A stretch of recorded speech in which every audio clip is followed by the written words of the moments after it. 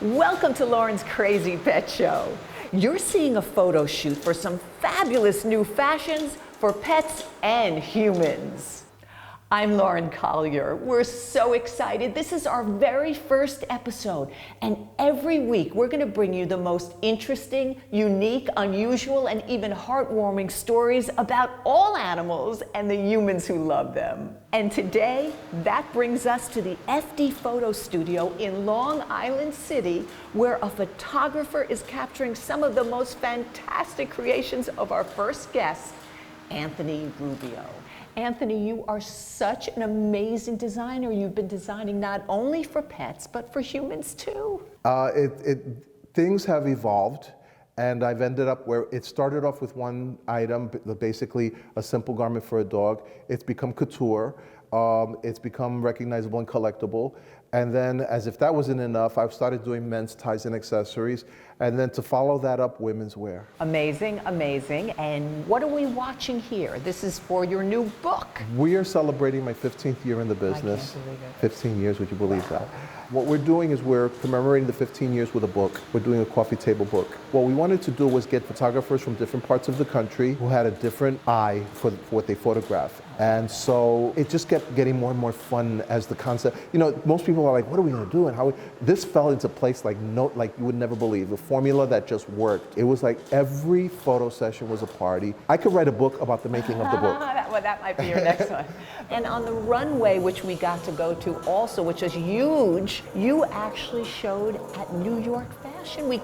Not the first time, you've done it 8 times. 8 times. The first designer ever. Something I never planned. The first opportunity was a blessing, and I was happy with it. And it was presented to me because somebody wanted to break the glass ceiling and put dogs on the runway with the stipulation that I had to produce a women's wear line, and that's where that came in. The models were not only diverse, but the dogs were diverse. You had all different sizes. Every breed, every size, some mixed breeds. Rescues? I bring rescues in. I had some flown in from Puerto Rico from the Salto Project. I've had dogs from the Guide Dog Foundation because I sponsor the Guide Dog Foundation, and I sponsor dogs that are given away to blind people. I love it. 30% of everything I make, I give away to the different rescue organizations. On the runways, what you see is the real deal. They're real dogs, everyday dogs. And your work is so fabulous and so diverse.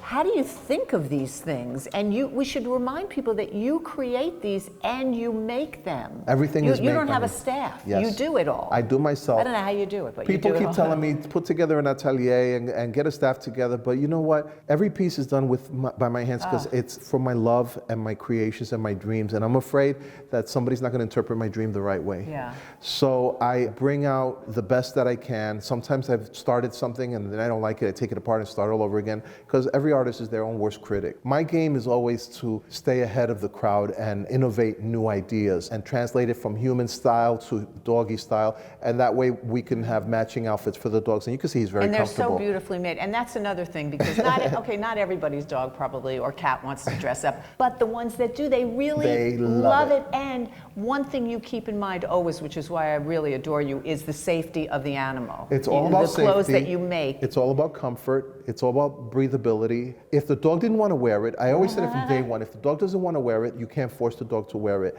And I refuse to dress a dog that doesn't want to be dressed. And so far, as you can see, look, he's just laying here, he's wearing the garment. This is my Bogey, by the way, he's my boy. And they love it. They'll fall asleep in it, they run around in the clothing, and when I'm sewing, they're waiting for me to finish so they can put it on. And the creations are so luscious. So yeah, and here we have. many of the fabrics you travel to get. Yes. So it's very unusual. I get my fabrics from around the world. I have importers from Asia, importers from the Middle East. When I'm working with something, and if it's a culture, then I'm using authentic fabrics and materials. Sometimes I'm using authentic precious stones. I'm always willing to try something new, and mistakes will happen, but they're far and few in between. So well, I'm not gonna. See them we don't see that. We've known each other for 15 years when you came onto the other show, and we were just 15 babies years. then. But one of the first I remember is the puppy that you had then, Bandit. Bandit. Who was on the cover of the New York Post. You know that was my favorite photo. Yes, as Donald Trump. As Donald Trump with his hair combed over. It was just. And that got picked up by Comedy Central, who used it in the commercials for the Donald Trump roast. And that was know, that was being before played he was president or anything, Yeah, right? before he was president. I used to dress Bandit as doppelganger. So he was Bandit, right. Elvis, he was Michael Right. Jackson. I've done that with the boys once in a while. But the boys, I like that they're the new breed. They're the new ones. They're carrying on Bandit's legacy. I love it. And so people can find you, and actually you will design something? Yeah, you can go to Got the ties, too. www.anthonyrubiodesigns.com, and you could just Google me. Put my name, Anthony Rubio, on the internet, and all the news, all the craziness, all the zaniness, all my shows are on YouTube. Yeah, you have to check see. them out. They're really terrific. Anthony, thank you so much. Thank you. Don't go anywhere, though, because when we come back, we're going to a place that you've just been, a very special place about dogs. You know what I'm talking about? Yes, I do. Stay tuned, and then you'll find out. If you love jewelry as much as I do, you have to go to Coen Brothers Jewelry in New York City. Located in the heart of the Diamond District on 47th Street in Manhattan, Coen Brothers Jewelry has the most exquisite, beautiful pieces. Handcrafted with diamonds, precious stones, gold, platinum, whatever you could want. They even have pet-themed creations. So check out Coen Brothers Jewelry. And guess what? They're animal lovers too. Welcome back to Lauren's Crazy Pet Show. I'm in Midtown Manhattan, just moments away from Grand Central Station. I've arrived at the new home of an amazing institution, a museum dedicated to a very special subject, dogs. This is the AKC Museum of the Dog, and it is 3 stories of exquisite paintings, beautiful statues, and fantastic interactive displays. This truly is a dog lover's and an art lover's dream come true. Well, it's great because you learn so much about all the different breeds, but also we have probably one of the greatest collections of dog art in the world. We also have digital interpretations, and people can learn about the dogs, but also it doesn't overshadow the collection that we have. And I love the fact that it's so rich in history. There's so much you can really absorb here and learn that you probably never even knew about different breeds and how they were even developed. Well, that's one of the things about having these are moments in time, and the breeds actually do change. They evolve as the breeders decide them to. So we can see these as historical documents. They're snapshots in time. We also have things I sort of call dogiana, things related to dogs, trophies, collars, dog houses, a whole mixture of things. We even have a carousel statue called Queen of a Mastiff. And Alan, you know what I love? Each piece really has a story to it. That's the beauty of it. Well, this is one of our favorites here. This is Millie, the White House dog on the south lawn of the White House, painted by Christine Merrill. And Millie was the dog of George H.W. Bush and Barbara Bush. But what's great about this is we have a letter from Barbara Bush, the great First Lady. And I love this line that she says, "Dogs have enriched our civilization and woven themselves into our hearts and families through the ages." Oh, I love that. This is a painting here by Edward McGarvey of Nornay Sadler. Nornay Sadler was one of the great fox terriers. He was so perfect. They said about Nornay Sadler that when they drew up the standard, they closed their eyes and dreamed of Sadler. He was so perfect. He's like a supermodel. Exactly. By contrast, down here we have a painting of the Totteridge 11 by Arthur Wardle. Wardle said, "The owner, Francis Redmond, stood over me and made me perfect all of his dogs, shorten their backs and lengthen their necks and muzzles and make their ears and feet smaller than they were. None of them were half as good as in your picture." Isn't that so you can go interesting? through perfection by breeding or by modifying in paint. And Alan, you actually have some great interactive displays, and this one I love. This is called Meet the Breeds. Well, this is sort of the heart of the collection. This is a digitally interactive touch screen table where you can look up any of the breeds of the 193 that we have here. And it tells you all about them. What sort of breed do you? Bouvier! Okay, we'll find your Bouvier. Okay. Alphabetically. Oh, so they're all B. listed here. And then you take him to the doghouse. Adorable. And we have everything about him, from the appearance, the origin, the attributes, the past, and the present. So you can actually see what the breed used to look like and how maybe they've changed. Certainly they have the past here, some of the old pictures here, Look at that. dating way back to the turn of the century or so. Wow. And then we even have a little fun fact here. Did you know? Oh, okay. And then what they look like today. Molly, come. Good girl. This is Puppy Training 101, where we took a Labrador Retriever and we put on a motion capture suit and then had to do all these different tricks. And then it responds to your hand signals and voice commands. I'll show you how it goes. Fantastic. Teach Molly to spin. Grab the treat. hold the treat to your chest. Molly, let's work. Molly, spin. Then you give her a treat. Now, since we've been open, one of the great surprises has been the popularity of the library. We have 4,000 volumes of our library down here, more general books for the general public. We also have some rarities from our library and archives upstairs. Fantastic. And our library mascot, Belgrave Joe here, whose 25th generation descendant was Nornay Sadler, who we saw downstairs. Absolutely. And that's a picture of Joe, who died in 1888. He lived for almost 19 years and had a lot of progeny. They said at one point almost all smooth fox terriers could relate their bloodlines to Belgrave Really? Joe. So do you think some of his lineage is still going on today? I'm sure there's some there, Yeah. if you could follow it down, yeah. We're so excited that you invited us here. It's the Museum of the Dog, Midtown Manhattan, but it's also for cat lovers too. And Alan, many people might recognize him because he's also on the Antiques Roadshow. Yeah, still doing that this year as well. Fantastic. Well, this is a wonderful, wonderful spot. So thank you again. And people want to get in touch with you. How can they do that? They can get us at info@museumofthedog.org. We hope you're going to stay tuned because coming up next, we're going to see some dogs swimming. Well, that's great. Stay tuned, everybody. We'll be right back.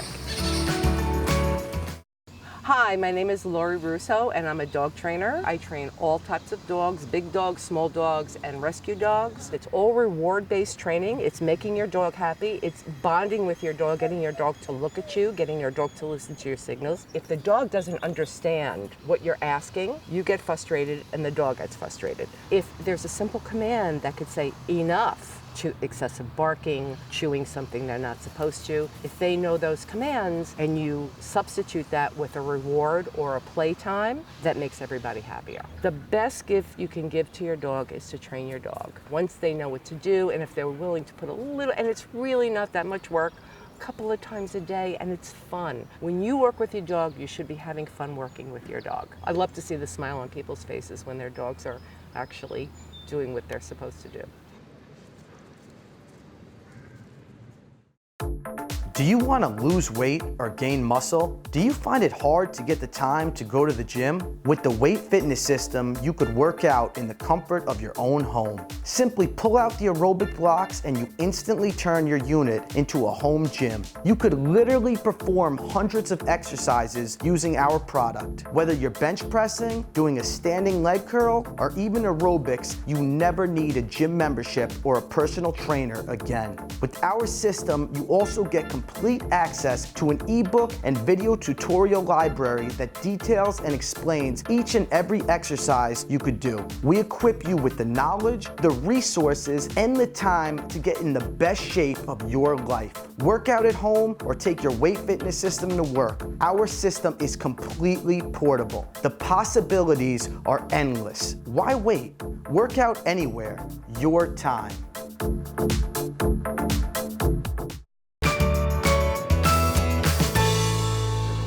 Welcome back to Lauren's Crazy Pet Show. Have you been looking for something fun to do with your dog that's also good for them? Well, we have a suggestion, and even older dogs can do it with some supervision, of course. Oh, look how much fun these dogs are having. This is Prince and Lulu. They're not only having a blast, but the swimming is actually good for them. I really think it's the ultimate form of exercise. There's no stress on any of their joints. A lot of dogs, later on in life, this is the #1 form of exercise. Any problems going up and down the stairs, after a couple weeks of work in the water, they gain that leg strength back, and you get to see that youthful side of your dog that you saw as a puppy, and ultimately this should be their life sport. People like to swim with dolphins, and I thought, I really want to swim with my dogs. I have 2 dogs, and they love for me to be in the pool with them. Who's having more fun, Robin, Prince, or Lulu? All 3 of us. Even Pierce is having fun. And they sleep for days. A lot of people are going to want to know that. A lot of people are going to come here. I'm going to bring my Anoki here, certainly. Everything we do at Doggone Smart is designed for the dog's experience. So adding swimming is just a natural fit. Not all dogs know how to swim, so providing a safe, supervised way to teach them, it really, really helps with their behavior both here and at home. And the families are seeing the transition of that behavior to the dog's confidence in many social settings. The dog's learning to trust themselves in the water, get in, get out. It really is a benefit to their overall behavior as well. You can drop the dog off while they're in daycare. They can have swim lessons with Pierce, and they can also do a group swim. Pierce is the lifeguard, so if the dogs are social with other dogs and have some experience in the pool where they don't need Pierce right next to them, they can jump in and play with their friends.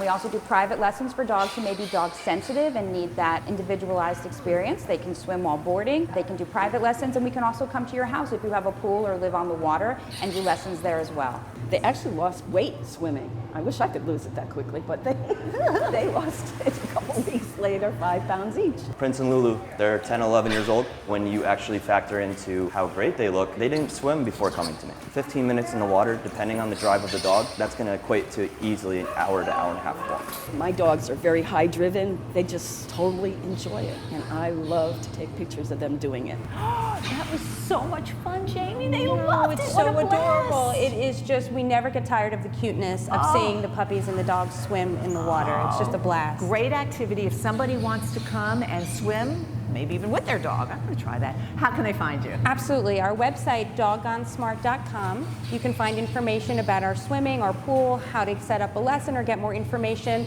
or any of our other services. It's all on our website, dogonsmart.com. Fantastic. Stick around, okay? Because when we come back, we're going to actually meet a dog, a big, big dog, who not only can dock dive, who not only swims, but also is a star of stage and screen. Oh, how exciting. I know. We'll be right back. Hi, I'm here to talk to you about Stairway Books, a company that you need to know about. We focus on fresh writing by great authors. Books like Abernathy, an American noir. Abernathy starts with a body frozen in the snow. Who is she? A small town is just a jail with no bars. The question is, are you the jailer or are you the inmate? Or books like Tales from a Prairie Journal by Rita Jerem, who has novelized her grandmother Edith's diaries of her life on the Canadian prairie in the 1880s. This book will make you laugh and cry at the highs and lows of life in rural Canada. This is just 2 of the 85 books that have been published by Stairway Books over the past 15 years. We publish children's books, literary fiction, genre fiction, memoirs, biographies, short story collections, you name it. We have something for everyone. Come find us online, or you can order us in quality bookstores. Thank you. Hey, there's one they didn't get. Hey you, little girl, come here. That dog there. Ain't I seen him running around the neighborhood? Ain't he a stray? A stray? Oh, no, officer. He's my dog. I just love the theater. I love it. And can you imagine how exciting it is to be one of the stars on stage in New York City? Well, I know one very talented performer who not only has had that experience many times, but he's also a successful fashion model, and he's about to appear on stage again. And here he is. Isn't he magnificent? And his name, very appropriately, is Hollywood. Welcome back to Lauren's Crazy Pet Show. We are here with Hollywood, with his younger brother, Wolverine, and with Mom Morgan, who also happens to be the trainer. They are so beautiful. We're getting fluffed up all over the place, right? Morgan, this is really something. These are Leon Burgers, Yes. Which is a little bit of an unusual breed, and really unusual because you have trained them incredibly. Oh, thank you. You must be so proud. They really have, accomplished quite a bit, and they're just really smart, and it's been such a pleasure working with them as a breed, and they're big mush balls. And they are very big. The sun will come out tomorrow, so you gotta hang on till tomorrow. Come what may. Morgan, watching Hollywood in Annie is absolutely amazing. I mean, so how does he do this? How do you get him to be an actor? You can't make a dog do this. They're either born to do this or they're not. Yeah. And you can't scare a dog and just think that I'm going to do this. That's why I start training at birth. You have to start out with noises, getting the puppy used to things dropping, costumes, makeup, and people, and dancing. Take them everywhere. Take them to the library, take them to to the post office. Wherever you can take them and they allow the dog, take that dog with you. That's how you can get a dog to be more confident and be more relaxed and not get crazy when somebody starts dancing in front of them. And of course, Morgan, you also have to do a lot of obedience training. Obedience, obedience, obedience. We do obedience every single day. At home and playtime is always an obedience moment. The more you do it, the less you have to do it on stage. Speaking of being on stage, when Hollywood is performing, you're always just off stage, right? And you're giving him hand signals. Yes, I'm in the dark. I'm in the back, I'm in the dark. But the dog is always has one eye on me and one eye on the audience and one eye on the actors. And I give hand commands from backstage. They're cue marks of where he's supposed to be. I train him to go to the cue marks when he's supposed to go and what he's supposed to do when he gets there. And Morgan, we actually had a chance to speak to some of his co-stars on Annie about just how wonderful Hollywood was to work with. With Hollywood, it was easy because he's such a trained and good dog, and he's so friendly. Some dogs, like my dog, is crazy, but this dog, he was so fun to work with. I've done other shows in the past, shows that actually never required any animals whatsoever. And this was a different experience for me because I saw another side of how the person acts, but also how the animal acts. How on certain operative words, they would come over to you. On this, they would do that. So it's a different, I think, language of acting. Yeah.